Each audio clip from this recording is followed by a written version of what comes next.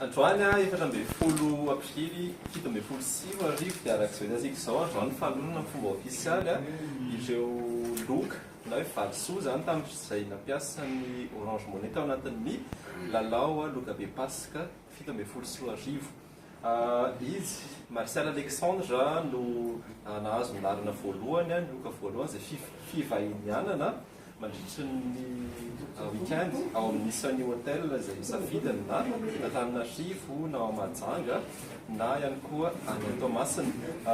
Mbola tsy fantatsika moa aiza fa dia izy mampandresy no misafidan'izay toerana tiany aleha izay. Fanomeravan'ny Martial izay eto amin'ny Orange Money dia manao ny ampandrosoa taozanatao anatin'izany hoe nahazo ny larina voalohany zany.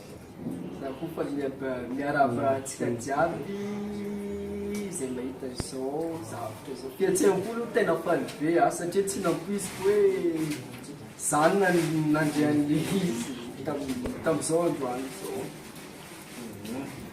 Mariana fa tao anatin'ny fandefasam-bola mihoatry ny 5,000 no nazahoana an'izao larina voalohany izao tsotra kely lalao rehetrarehetra dia afaka mandray anjara rehefa manana compte Orange Money fotsiny ianao.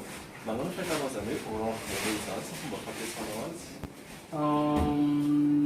Fampiasako ny Orange Money aloha efa hatramin'izaho mbola zazakely efa elaela efa nampiasa Orange Money foana satria zay mipetraka lavitra be ny dadanay sy mamanay dia alefa ny Orange Money foana rehefa mandefa vola ohatran'izay tsara be aloha ilay izy dia ohatraohatran'izay.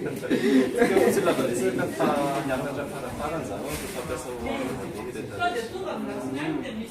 za aloha magnafitra amin'ireo namako jiaby izay mbola tsy nampiasa Orange na efa nampiasa Orange Money aza miala amin'ny Orange Money fa io mankamora ny fandefasam-bola fitehirizam-bola manamora ny fiainantsika nafitra farany zay aza miala amin'ny Orange.